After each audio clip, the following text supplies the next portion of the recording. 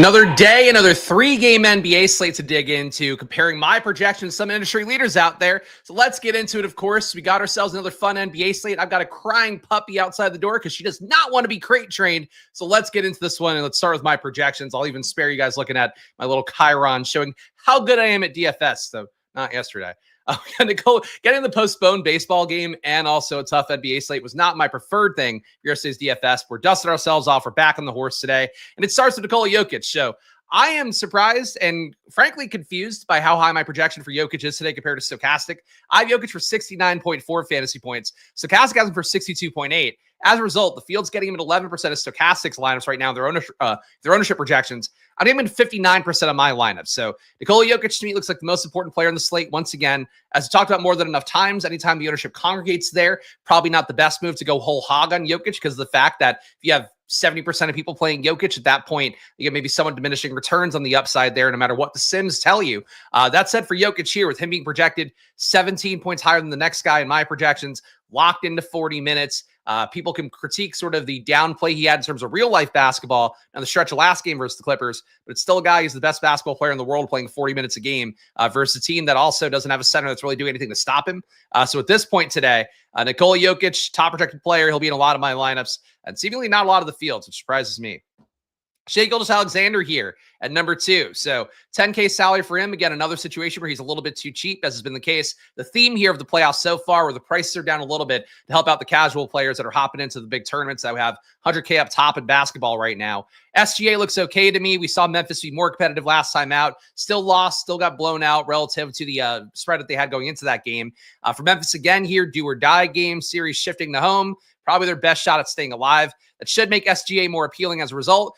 I don't think he should be 2x owned as Nikola Jokic relative to my projections here, but I am 2 fantasy points lower on SGA, 7 fantasy points higher. He gets, let's say, 6 and change higher on Jokic. So I have a Jokic lean today straight away. If you want to fade me from the jump, play more SGA. Cade I like as well, though I'm a little bit lower on ownership there. But really to me, it's Jokic, it's Cade who's on the thumbnail. Those guys looking good. SGA would be a little bit further behind. But again, it's a competitive series. Well, not a competitive series, but really a do or die spot for Memphis here. If they lose this game, the series is basically over. Ja Morant's taking some bad shots. Frankly, I think not looking the part. He might be pretty chalky based upon the ownership we'll see in a moment here. But either way, though, the expectation today is that Memphis hangs in a little bit more here.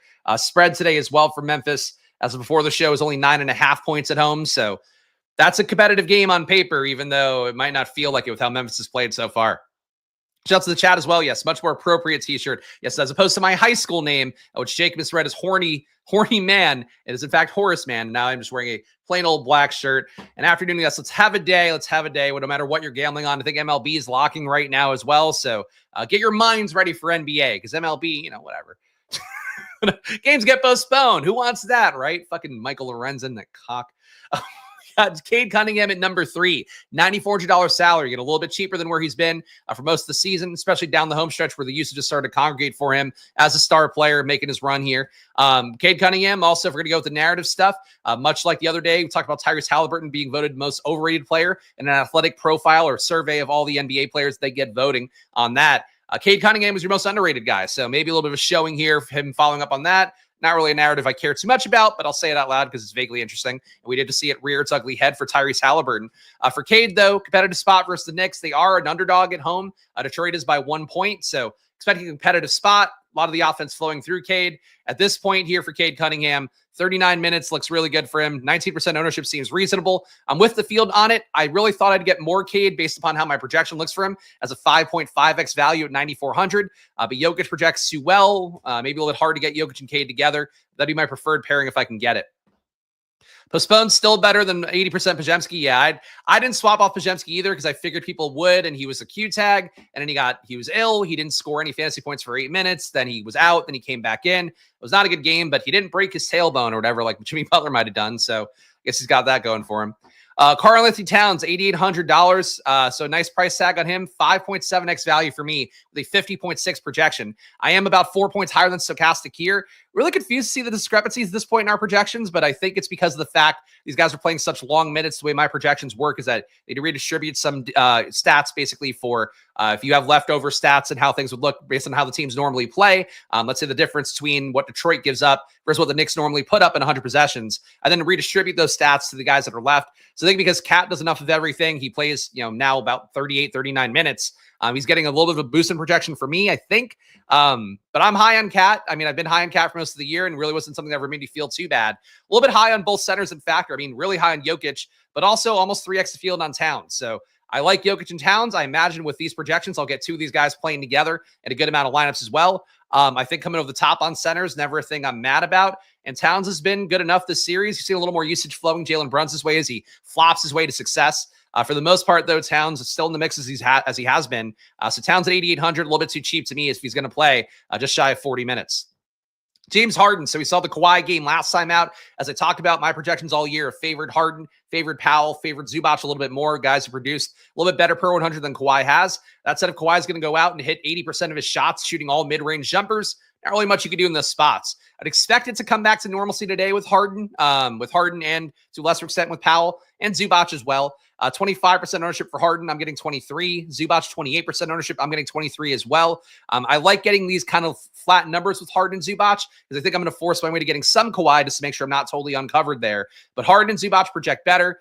They should project better for Stokastic users as well. So Kawhi is sort of your pivot point to a more decently owned Harden, a better projected Harden as a 5.5x value for me.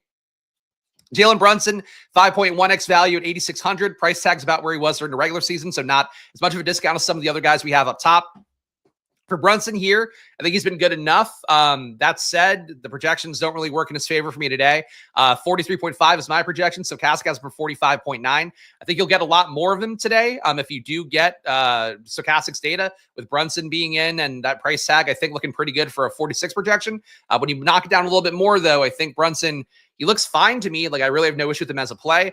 With how much Towns I'm getting, I think getting with the Fields number on Brunson would make sense. Brunson being, of course, a natural lever against Towns. Anytime you have another high usage guy in a lineup, if that guy is an outlier day, the player that you might want to play is more likely to come down in usage and opportunity overall. So for Brunson here, really low him at only 2% in my top 150. But if I'm going to have a lot of Towns, I think you want to get some Brunson maybe boosted in lineups where you don't have Towns. Ja Morant, this is the one I'm the lowest on right now, though Memphis overall, I'm confused by the ownership being this high. Morant's certainly cheap at 7,600, and it is a do-or-die game. Again, if you go down 3-0, it's the same as being down 4-0. Like, the series is over at that point. Nobody really digs out of that to win a series. So for Ja Morant, I sort of get the logic for it in terms of, like, he should be the best he's been in the series. That said, 50% ownership for a guy who projects as a good value, but not a great value to me, 41 fantasy points, greater 42.6 for Stokastic. I'm not going to be going crazy on Ja Morant today. Sometimes with these slates, you kind of have to make your choice. It's been the case with me with Indiana earlier in the week where I just wasn't at the same levels they expected to have Halliburton and Siakam owned at. Ended up getting closer to those numbers when my final stuff came in, but because basically the numbers move around, the Vegas totals move around, all that stuff. I don't know how I would make up this much on Ja Morant. I also kind of doubt that'll be 50% owned by the field, just given how bad Memphis has been in the series and how much, as you guys saw in chat last time we did a video, people expecting Memphis to get blown out every game. I don't know that the ownership is correct here for Morant, but I do think the fact that Stokastic thinks it should be this high means Morant's probably worth getting some looks at. 21% for me feels good. If you're going to be under, I think half the field's about right. It's a lot of ownership expected for Ja Morant. If I had to guess, he's more like a 33 to 40% play. I don't think 50 is in the cards, but I don't know. I was right about some of this stuff yesterday, but ownership projections are ownership projections. You should still view them on a band, the spectrum of likelihood to happen. Jalen Williams. So another guy here, a little bit cheaper than he was. He's normally around flat 8K basically the entire year. 7,800 today. 21.5% ownership in Stokastic's data. I got him in 21.3%. Running a sim with my projections on top. My projection's basically flat with Jalen Williams. So not a surprise that I'm basically even with it. No real lean on him. I think the price tag looks okay. I think when you compare Jalen Williams at 7,800 to Ja Morant at 76, I get why people would play Ja Morant more. Different positions, obviously, but if you have the choice between the two, I mean, Ja Morant, an entire season resting on his hand seems more likely than Jalen Williams at this point. But for Jalen Williams, being with the field feels pretty good. I think it's a good way to get a more balanced build if you're playing him on one of the wing spots. Kawhi Leonard, so 14% for the field. I'm at 1%. Same thing we talked about here. He's a little bit under projected for the salary. Really, again, the same thing here we talk about every slate. There's one of those guys where he's the only one that stands out not being a 5x value amidst all this group of top projected players. So I'll probably get some Kawhi here. I think no matter what, especially if I get Harden at 25%, getting Kawhi at 15 and 20%, knowing that he has a slate breaking ceiling. We just saw it last game. I would give the caveat though, like he's not going to shoot that well in most games. In fact, 99% of players in the league, 100% of players in the league won't shoot as well as Kawhi did in back-to-back games. It's just not the most likely thing to happen. So for Kawhi here, the underlying opportunity I think is not as good as a Harden, as a Zubac even. But he's still a good enough player, has the upside, and he's been playing well and playing more than you would think possible. Projected for 37 minutes today, which if you said that about Kawhi in the beginning of the year, I'd be surprised. But he's played back-to-backs this year. He's played 40 minutes in games. I mean, Kawhi has done some things you didn't think Kawhi was possible or was possible for Kawhi with his body and how he's been treated. And last but not least, amongst the top projected guys, Desmond Bane, same value for me as John Morant, but a little bit cheaper at 6,900. He, to me, feels like a slightly better version of Austin Reeves, the other slate, where really don't think there's a ton of downside in the projection. The upside for the projection, I think, is a little bit higher for Bane, though, because you just have a little bit less ball hoggy players around him. There's no LeBron and Luka. You have John Morant who's going to take a ton of possessions away. Jaren Jackson will take some. But the rest of it is guys that Bane is safely ahead of in the pecking order.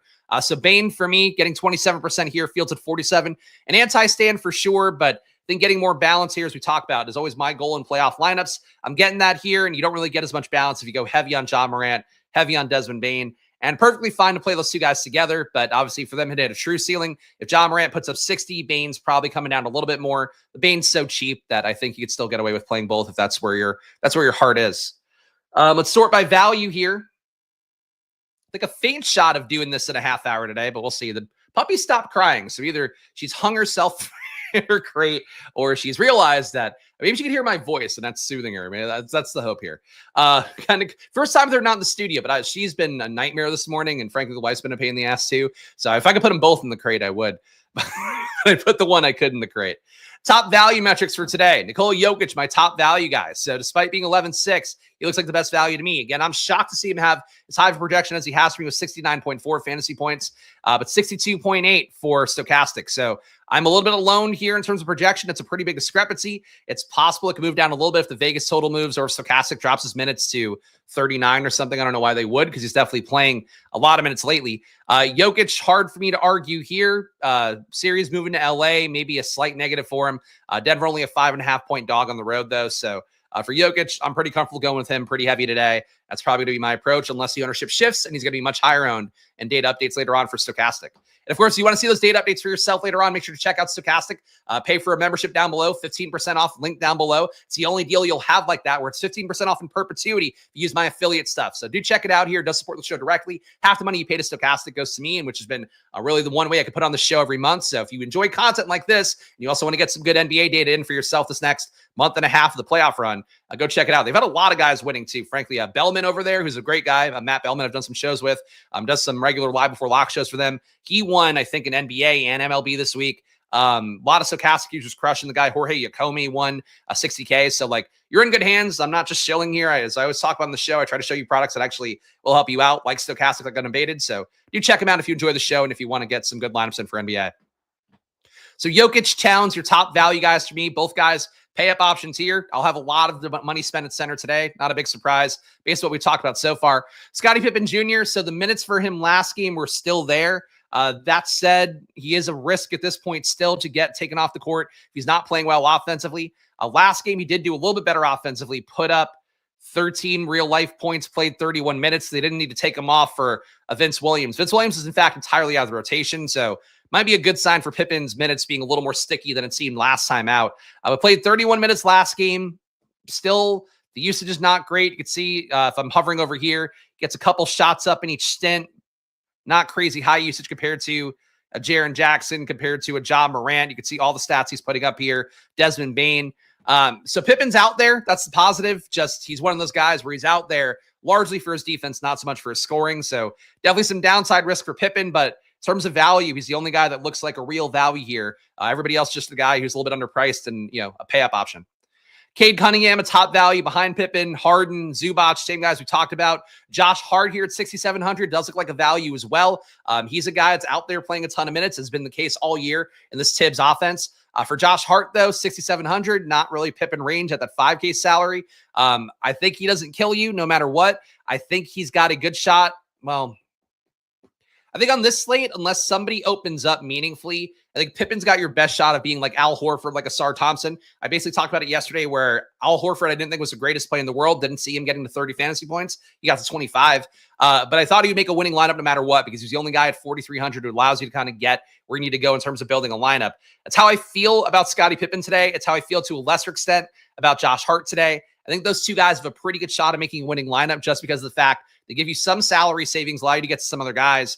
And also, they're just a little bit underpriced for where they probably should be, playing 30 minutes in Pippen's case, playing 40 minutes in Hart's case. So Hart, a good play today. 39% of my top on 50 lineups have him. Feels at 34, but he's not like an every kind of lineup play. I think if you're going to make an every lineup play, Pippen's probably closer to that. But, the rotation could get jerked around for Memphis any game because they are down 2-0, and it's likely to be 3-0 today. Santi Aldama, 50% for me, 31% for the field. He's been another guy gaining a little bit for Memphis in the rotation. Played 31 minutes last game, as you could see here on Popcorn Machine. Not the most productive, just 4 points here, 3 points here, and a couple peripherals. Didn't do a whole lot, 10 points in total, 3 peripherals. That's really the shitty part of the playoffs where you can have these guys who you feel pretty comfortable playing good minutes. They play good minutes and they still underproduce where they would be during the regular season by a wide margin because every shot goes Ja Morant's way, Desmond Bane's way, Jaren Jackson's way instead. But Aldama, much like Pippen, is out there. I think he's a little bit less guaranteed to be out there, but both guys should be playing high 20s, if not 30 minutes. So I think Aldama at 4,600, same thing here. He's just a little bit too cheap. He looks good. And there really aren't great pivots at that price point that are similar values. Ja Morant, still a good value. Bane, still a good value. Powell, also, I think I skipped over here. $5,600 salary, 5.5x value. I'm getting 41% of him. There really isn't anybody in the 3K range coming up at all as a value, as you can see as I scroll down here throughout everything. Your closest is Alex Caruso again. The field will play him at 34%. I got 28 here. We did see him have the outlier day after we kind of talked about the pros and cons and Stokastic Sims being very in on him. If you want to get cheap, you can go to Caruso, go to Chris Dunn again. These guys, frankly, just don't project as good of a value today. The mid-tier looks better with Pippen, with Hart, with Powell, with Aldama. So we'll see how that goes today. Let's go game by game view real fast. So we'll hit Unabated. We'll hit a DFS sim on Stokastic. We'll call it a day. And again, one last run for, plugs here. Please subscribe down below, hit the like button, leave a comment. Again, I'm showing up and doing the work here. It's tough with MLB going on. I'm doing different timings and all of that. But I do appreciate all you guys who've been subscribing lately, joining the channel. All you guys as well have been taking the Stokastic promo codes. It really does help me put on the show here. But if you want to keep seeing content like this, hit the like button, subscribe. It goes a very long way here to make sure this channel is economically viable, I guess, down the home stretch here as we're now not being sponsored every day by Unabated. Still should check out Unabated, though, 20% off. Check out Stokastic, 15% off. Both linked down below. Both will change your life in betting and DFS. And join the Discord, too, if you want to support the channel most directly. $5 to join here. You get a Discord access with a basketball channel, football channel, baseball channel, basically talking about the sports whenever there's anything relevant on there. You also get access to my projections, too, which are a little bit cheaper than Stokastic's, cheaper than Unabated. So if you want to get in there, and my projections get updated every Monday to Friday as well. So check that out if you wish to and support the show. Caruso, I don't think it's a skeleton key. He just hit last slate. There's never really a time where someone hits the last slate as a value and then really greatly exceeds their outlay, wins people the money as chalk. Then you go back to them. Like, it's usually not the way DFS would go. So I think he's an okay play, but to call him a skeleton key would be really, I think, misunderstanding DFS in general. Now, again, Chunk's a regular here, so I hopefully can use more pointed language in terms of that. But like, using the guy who just went off last slate for the playoffs, you should almost be doing the opposite. Like, I don't think you should necessarily play the guys like I talked about last time, where I mentioned, for OKC, like Caruso, similar play to Isaiah Joe, similar play to Kason Wallace. But Caruso played 22 minutes here. Kason Wallace played 24. Isaiah Joe played 17. Caruso had the best day because he got a few extra points, a few extra stocks and all that, but he didn't really play a lot more. So like, he's still the same play he was. It's just now he's carrying the vestigial ownership / the vestigial trust that people have from just being good last slate. So that's never really the guy to kind of make or break your night the night after they just went off. For New York here, 118.5 and 118.5 is the actually offense efficiency here. The total is 107.8. I should know how to read my own sheet at this point. We talked enough about the Knicks. I like Towns a lot. So only got 3x a field on him because of how much Jokic I'm getting. Brunson only 2% here. Would like to get a little bit more, but it's hard to kind of pick and choose your pay up options on the slate because every top option is really underpriced compared to they were in the regular season. Josh Hart, we talked about being a semi-value here at 6,700. He'll play minutes. If he does exceed his expectations, probably means that he hurt Towns a little bit. Probably means that he hurt Brunson a little bit. The issue is that Towns and Brunson are lower owned, so you're not really getting good leverage there, just kind of with the field on it. But I think Josh Hart's worth being on with the field on. I would just say that if he does have an ineffective 40 minutes of play time out there, probably means Anunoby did more, probably means Bridges did more, and it probably means that Towns and Brunson hit their projection or close to it. For OG Anunoby, 17% ownership. I got 5. Really think that if you wanted to not get Hart, getting Anunoby, who's a little bit cheaper, getting Bridges, who's a little even more cheaper, I think it'd be the wise move. Anunoby and Hart are much closer players to me in terms of how they perform. Hart's at 0.96 fantasy points per minute on the year. Anunoby's at 0.87. Mikal Bridges is much further behind at 0.8. Counting for the matchup today, I would have Bridges even lower at 0.7, whereas Anunoby and Hart at least close to their regular averages.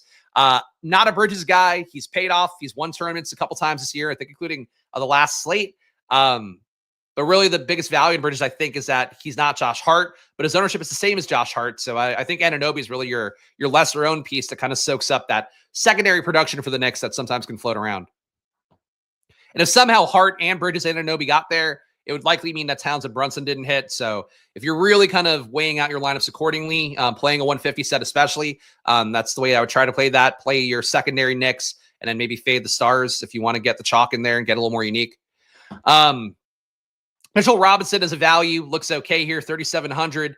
We've seen this play be in the mix a few times here. People wanted to play Bagley last slate as well. I think at this point here for Mitchell Robinson, he looks okay because there isn't a lot of values in his range and he might make a lineup work well. And you're also getting off the beaten path of Jokic and Towns, who I like. But the field's not going to own Jokic and Towns as much as I think they should. So I don't know that you need to go down to a really cheap value guy to get that different. But getting in one of these shitty guys in a lineup here, if everybody else in your lineup is a starter, you do that. I think that's what Mitchell Robinson does. I just saw Chris was plus minus in the first game. Might get him more run in the second. Probably not too much. It's just, again, it's more comes down to the DFS part of it. Like he worked really well for a lot of people. A lot of people as well saw him earlier in the day on Stokastic or whatever sites they were on and were like, why is he going to be this highly owned? And then he hits. Like they're going to chase Caruso more. Doesn't mean he's a bad player, but the plus minus thing doesn't always equate to more playing time, especially for a vet like that. And it's not a do or die game by any stretch either. So I don't think he gets above 25 minutes no matter what. But maybe he does, who knows? Detroit 106.8 implied points. So 1 point dog at home for Detroit here. It's talked about, I think Cade's underpriced. Jalen Duren a little bit underpriced. Feel a little bit better about him if Isaiah Stewart were to miss the game again. Expectation, though, is that he comes back in today. Duren got a few more minutes last game because of Stewart being out. They just don't trust Paul Reed in the same way. They went small at one point without Reed. They just they don't like Reed as much as the backup center. With Stewart in, though, it should be all the minutes going to these two guys combined. So Jalen Duren, 20% ownership. I'm getting 11 today. I still think he looks as good if Stewart is in. Tobias Harris, I've not been crazy about at any point this year, but he's going to play 38 minutes. So if you want to get there, that looks fine. He is really in the rotation for Detroit, as opposed to some other guys get their minutes jerked around a little bit more, like Beasley, like Asar Thompson, like Dennis Schroeder. That said, it does look like Detroit is your kind of mid-tier value options here. Asar Thompson, 38% ownership. I got 46. He's not as good of a value play as he was the other slate. And we've seen the downside happen before, but look, the downside still won people a tournament. Maybe if he hits the upside, you have a better shot of having that happen again. Ownership seems okay here, 38%, even though I'm above it at 46. Beasley getting 25%. Again, would really try to play max one of these guys. Schroeder took a few minutes away from Beasley and Thompson last game. The rotations are a little bit odd for Detroit, I think, because they're willing to go smaller and put one of the guards in if things are going the right way.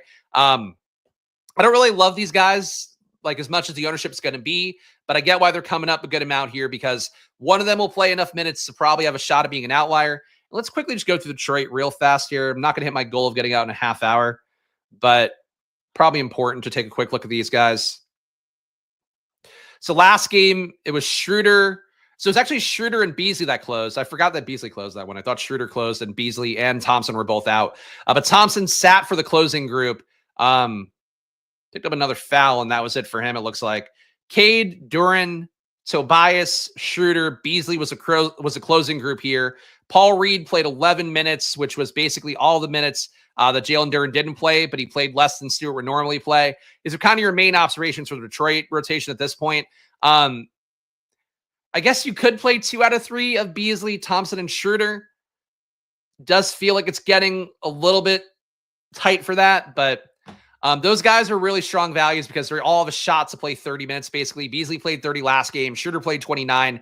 Thompson played only 21, but he had some foul trouble again, and he probably wasn't playing as well as Dennis Schroeder did. Schroeder's been the best player in the series, I think, overall so far. Beasley can get hot from 3. Like, there's merits to playing all 3 guys, unfortunately. Just feels like a lot of ownership going to just like one spot. If you're a best ball person out there, it feels a lot to me like when you're drafting 2 running backs from the same team kind of thing, where it's like you want to hit that outlier outcome for 1 running back over the course of a season. For Detroit here, you're really covering a lot of ground for like 1 spot to hit, basically. Today, a 1 setter slate or 2. I mean, for me, it looks like 2, but it's whatever you want it to be. I don't know. I like Jokic and Towns a lot. It's been basically what I've said multiple times in the video, so you can do what you want with that. And Zubac shoe doesn't look that bad either. For OKC, so a little bit over the field, or actually, no, with the field on Jalen Williams, close to the field on Alex Caruso, lower on everybody else here. It's not a bad total for OKC with 118 implied points. Memphis still technically a pace-up spot, even though they have played slower with the new coaching staff. I do think that Memphis has the best shot of hanging in a game under a 10-point spread. Home game for Memphis here. Memphis does have the whiffs of a team that could just throw in the towel at any spot. John Morant, again, really, there's one highlight out there of a layup he took where, like, he didn't even really jump. He just kind of, like, threw it up and just, like, not trying. And that's one play out of an entire game. And Ja's been fine enough, I guess, that, like, you shouldn't critique him for that. But, like, Memphis has given the entire vibe since firing Taylor Jenkins. Like, I don't think they're playing for this year. I think they're kind of waiting for just the Hindenburg to blow up with the team and maybe John Morant to ask out this offseason or the team to force him out this offseason. So I think there is a little more risk than the total gives, but you're playing Vegas totals for the most part, and that's how projections work because they're all based off Vegas totals. So OKC having 4 quarters of play seems like the most likely outcome here. People will be playing it accordingly. I don't think you want to go crazy on it for the reasons I just mentioned. Like Memphis really can give up at any point. I think guys like Bane, guys like Jaren Jackson, less likely to give up. But if Ja starts playing stupidly, if they don't have guys to keep up in OKC to start putting up runs, the game can get a little bit weird. So I think OKC to me feels appropriately owned. You can make the case they're a little bit under-owned because this should be the most competitive game of the series versus Memphis. And then game 4 is probably just donezo. The total's not bad for OKC. So I'm not here. I'm trying to figure out, I guess, like if I want to be here more. Probably not, though. John needs to be allowed to celebrate, highly correlated to his point total. That's true. I mean, look, he threw the grenades and he's still back to moping on the court for the most part. Granted, they had the worst possible matchup with this OKC situation, but I don't know. I think Memphis to me feels like a team that, like, even though they are only a 10-point dog, they could lose by 30 today, and I wouldn't be shocked. Like, I felt like that's like they had some runs in that last game, and they still ended up losing by more than the point spread. I just don't think Memphis has it in them personally, but you know, data's the data, projections are projections, Vegas totals are Vegas totals. So John Morant low on here, Bane low on here, not by choice. It's what I got with the sim with my projection data. Getting more Jokic, I think will do that as well. I probably paid down more at positions instead of just taking Morant at a cheap $7,600 price tag. Bane at a relatively cheap $6,900 price tag for him as well. Jackson at 68 is also not bad either. Like these guys are cheap enough here. If they play well enough, if they beat OKC, this chalky ownership would pay off. I don't think it'll be quite as chalky, but I think they're players that you probably want to get 20 to 25% to, no matter what. Jackson a little bit less. I think that's fine too. You have other ways to go at power forward and center. Zach Edey, really not much of a factor in this matchup. Still seemingly locked into a good amount of minutes. In that last game for them, where did he get to? He got 26 minutes, but didn't play with the closing group. They closed with Bane, Morant, Pippen, Jackson, and Aldama at the 5 over him. They were already down 20 at that point. So for Edey, I don't think it's really his fault. But basically, when they are getting killed, Zach Edey's probably coming off the court. So that's your risk reward for Zach Edey. If they win this game, if they pull out ahead, and it's because Edey's getting hot, he probably can earn himself a few more minutes. But as it is right now, I don't know how you expect him to get those minutes. Scottie Pippen, again, seemingly locked into minutes here with squeezing Vince Williams out of the rotation last game. Santi Aldama seemingly locked into minutes, especially if he can play some 5 over Edey. If you're not playing Aldama, maybe give Edey a boost would be one thought process there because people will go to Aldama as a value. I clearly am getting him a lot at 50% of my lineups. But if Edey's playing well, he probably keeps Aldama off the court a little bit more.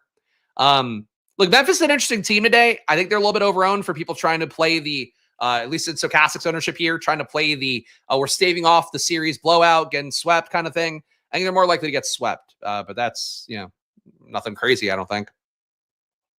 Denver, 103.8 implied points. Talked about Jokic and my love for him already. 60% ownership for me. Fields at 11. I don't know how the field would only play 11% Jokic, but if that's the case, I'm very happy to go over the top. If the field's playing 50% Jokic, I think that's when it's like, all right, cool. I'll take 50% Jokic, try to get different somewhere else. But Jokic to me looks like the best play in the slate by a wide margin. Way too cheap at 11.6. Don't care. The people on Twitter want to bitch about how he played down the home stretch last game.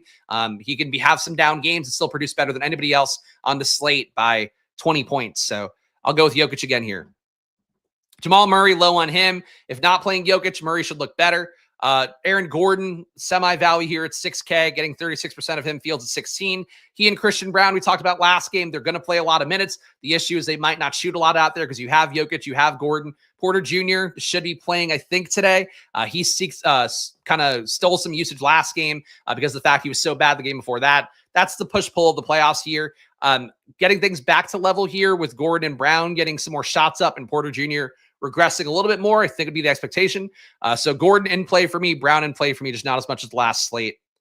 And the last game here, before we get to the unabated look at the markets here, and of course, Stokastic's DFS sim. We got Clippers, 109.3 implied points. Talked about the fact that Harden and Zubac and Powell project better than Kawhi for me. Those guys have been good producers all year. Of course, with Kawhi in, Kawhi takes some more usage away. Those guys should come down a little bit more. That said, Kawhi, 14% ownership. The other guy's higher owned. Kawhi, I don't think actually comes in at 14 after he just won the slate, put up almost 60 fantasy points last time out. Main thing to keep in mind is just that he put up a lot of shots in that game and he hit 80, 85% of them. So that's not going to happen. I think he actually had 90% true shooting in that game. It's not going to happen very often. So for Kawhi Leonard, I would watch the ownership here. I think these guys end up flatter than Stokastic has it right now. Harden should project better. Zubac should project better in terms of a value. Powell should project better as a value. But you don't want to go zero on Kawhi because he can break the slate. Dunn doesn't look that good to me. Derek Jones, the values here for the Clippers, not quite where they were. The minutes aren't as good as Stokastic thought they'd be last game. Chris Dunn played pretty well last time out, but I don't expect that every game. I think getting with the field on Dunn feels fine. I got 23% of him.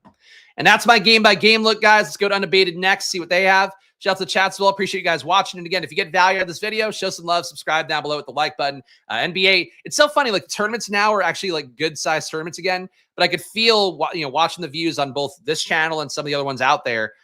People less into the NBA right now, but this is like a fun time to play it. Even though the pricing does make it maybe a little bit too easy, even though you do lose, some theoretical EV with the fact that you're going up against a lot of players who are going to really try to cover the moon in their exposures and all that.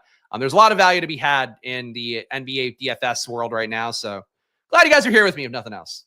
All right, so let's get this logged in as the puppy. Can you guys hear the puppy crying in the background? Hopefully not.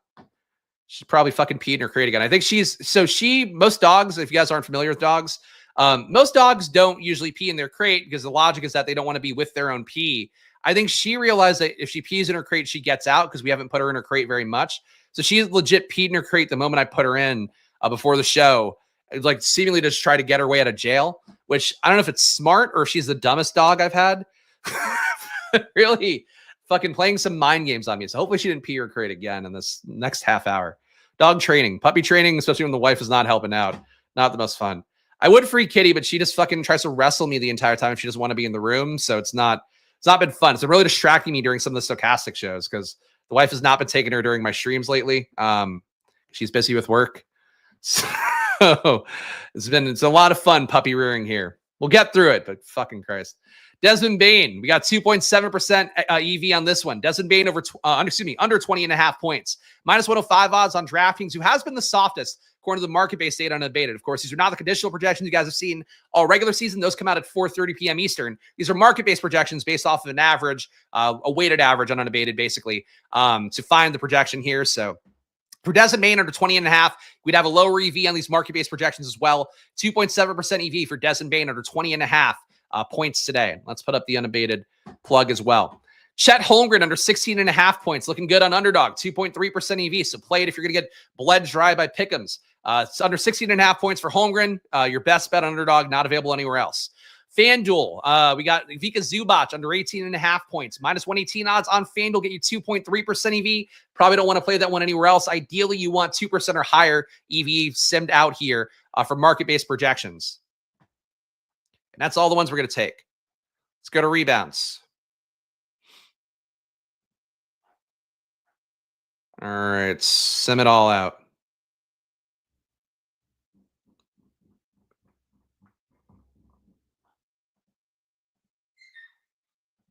Okay. Give me something good. Really nothing? we got nothing for rebounds here, even with the games coming up. There's got to be something. Scrolling all the way down here. I do think they're leaving some out. It's tougher with the market-based data than the conditional projections. We know that. There's got to be at least one. All right. Isaiah Joe. Here we go. Isaiah Joe under 2.5 rebounds, minus 135 odds on DraftKings Sportsbook looks good. It's the only one I would take, though. So rebounds, not very fertile today, even for games that are going to be played in the next few days. Market-based projections, though, do get caught up on, so that can happen. Honestly, with what we learned at Probably, legitimately the time of day that you look at market-based projections could mean you having a successful betting career or losing a lot of money. So that's a stupid thing with market-based data, but that's how it goes. Oh, I can't wait to take the shrieking puppy on a walk so I can stop hearing the shrieking.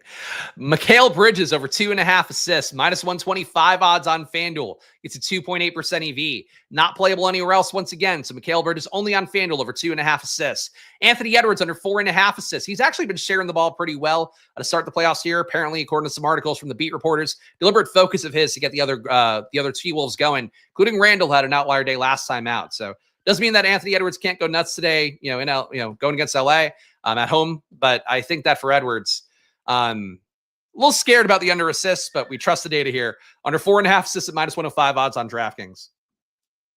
Dennis Schroeder under 4 assists looks good on PrizePicks. So you can take that one, get 2.3% EV. You could play it on DraftKings if you want, or 3.5 assists on there at plus money. But the PrizePicks one's the only one that feels mathematically sound here with Schroeder getting 2.3% EV on under 4 assists.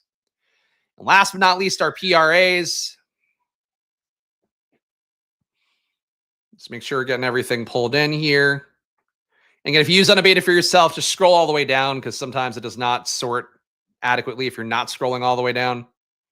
Even that, I probably didn't capture everything. Oh, why do they make me do this multiple times?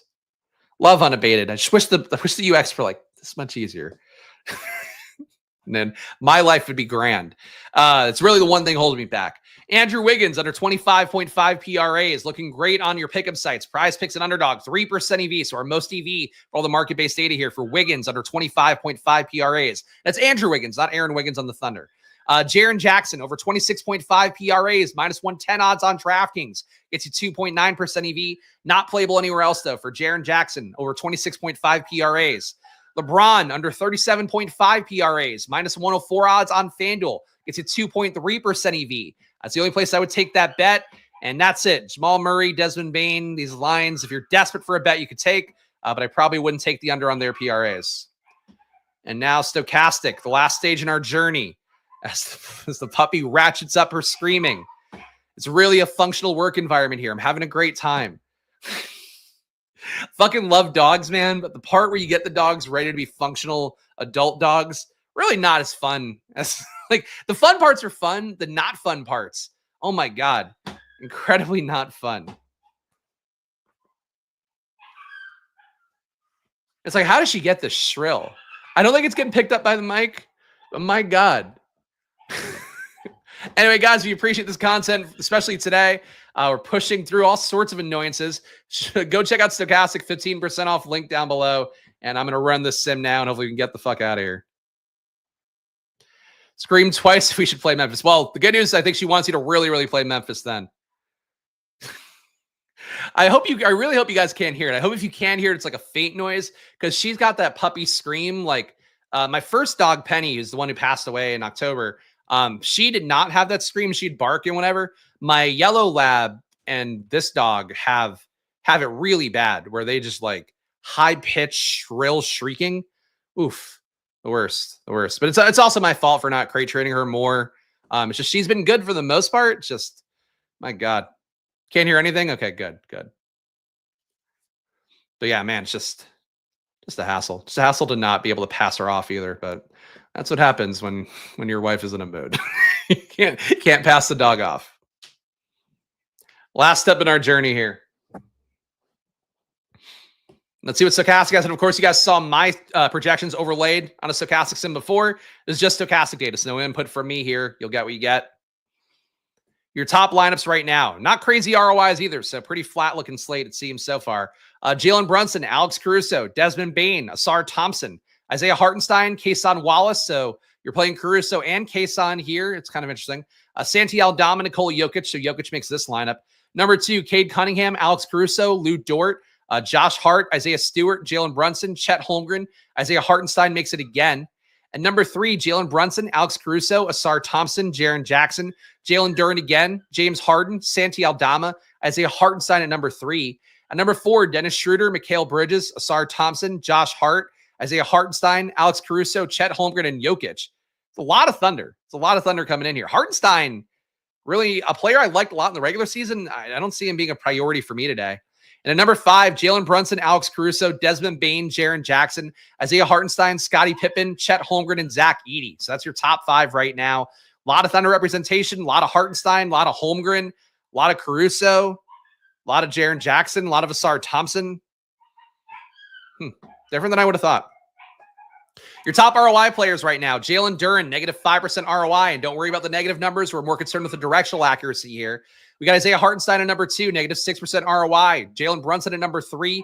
Kason Wallace at number 4. Nikola Jokic at number 5. Curious to see how much Jokic we get, but I won't spoil it for myself yet. Chet Holmgren, negative 10% ROI. And Alex Caruso, a negative 10% ROI as well. Your highest exposed guys, Santi Aldama. I feel like I'm talking over the dog now, even though you guys can't hear it. It's really it's fun broadcasting. Santi Aldama, 60% exposure. Fields at 45%. As we talked about here, he's playing some backup 5 at this point for Memphis. Played 30 minutes last game. I get it. If Zach Edey plays well, though, Aldama has to come down. It's just, does Edey play well is a question. Alex Caruso, 55%, Fields at 40. Jalen Duren, 51%, Fields at 25. Josh Hart, 45%, Fields at 32. It's a nice price tag for Josh Hart today, with him playing likely about 40 minutes. Kason Wallace, 39% in the Fields at 16. Cade Cunningham, 37% in the Fields at 26. And Ja Morant, 37%, one of your highest exposed guys. But actually, Stokastic wants you to play a lot less than the Fields' 54% ownership. Highest leverage guys, Jalen Duren, Kason Wallace, Isaiah Hartenstein, Santi Aldama. Big stands of some of these guys. Hartenstein, they want you to get almost 3x the field on. Alex Caruso, 15% leverage. Josh Hart, 13%. Cade Cunningham, 11% leverage. So all your highest exposed guys in Stokastic's top 150. Your most negative leverage guys, Ja Morant, Ivica Zubac, negative 17% for Morant, negative 14% for Zubac. Bane, negative 13. So they're fading Memphis here at pretty high ownership expected. Actually, looks like they bumped the ownership up even higher in their most recent run of data they just had seemingly 20 minutes ago. Jamal Murray, negative 12% leverage. OG Anunoby, negative 10%. Tobias Harris, negative 9%. Aaron Gordon, negative 8%. So you're really fading Gordon, really fading Anunoby, really fading Jamal Murray here, fading secondary Denver pieces. And how much Jokic did they get? Double the field on Jokic, so they agree with me on that. Not as big of a stand as the 60% I had, but getting more Jokic. Who else we get? Cade. We saw him already, 37% on Cade. Kawhi. Fading Kawhi a little bit, 14% compared to the field's 20. Harden we saw a little bit low on, 19% there. Zubac, 13%, half the field on Zubac. What about Towns? Like no Towns for them. So they don't support my Towns Jokic lineup. So for the guy who asked at the beginning of the show or a little bit earlier, playing 2 centers seemingly, or 2 of the pay-up centers at the very least, not looking the most appealing according to Stokastic's data. I'm going to give you guys my splash plays for the day here. Before we do that, one last run through the plugs. Please do subscribe down below with the like button, leave a comment. Again, even though the situations some days for me are adverse conditions, I do the best I can to give you guys good info here based on what I'm seeing with my data. The data you see here on screen here, same stuff I end up playing at the night. Obviously, things can move around a little bit, but my projections end up the same. If you join the channel, you also get my exact data here, exact same screens you see on stream here. You get for yourself as well by joining down below. Check out Unabated, 20% off, link down below. Stokastic, 15% off, link down below. And of course, joining the Discord here, joining the channel, it all is the same thing here. It's supports the show directly. So if you appreciate content like this, it's the best way to do it right now because we're not getting paid per show like I was throughout the entire NBA season by Unabated.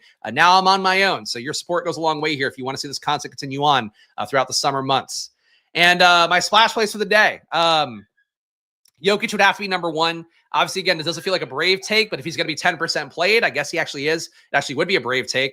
Find a way to get to Jokic if you can. I'd play him at least 25% of the field's going to play 10, but I'll more likely be playing about 60% today. Towns I like as well. 3x the field for me on that. Scottie Pippen is a value play. Looks pretty strong to me. Josh Hart is a mid-tier play. Another strong one. Norman Powell, I'm getting a lot of. Getting almost 3x the field there. I would maybe knock him down a little bit in terms of my splash plays, but he's still one is in the mix for me in terms of just saving some salary, being able to get to a Jokic. Santi Aldama, another one. If he fails, Zach Edey has a better shot of hitting, I would say. And my anti-splash plays would be Morant and Bane, just going to be low on them no matter what. If the ownership's going to hold for them being in about half the field's lineups. That's how we're looking here. Shout Robert Griffin III here. Member, meeting ended early, but he's been a member for 2 months here since we opened it up. Appreciate that. Even longer on our NFL channel, so thank you for that. Guys, that's it for today's slate. I'll be back tomorrow with another one, hopefully without a distracting screaming puppy. Make sure to gamble responsibly, guys. As always, even though it is money time here. Follow me at Chris Spags. Follow the channel at Splash Play Bets. And I'll be back tomorrow with you guys for more. Enjoy your days. Good luck. And let's pray for Kitty. Fucking strangler. I'm not going to strangle the dog. See you guys soon. Enjoy your days. Good luck. Bye-bye.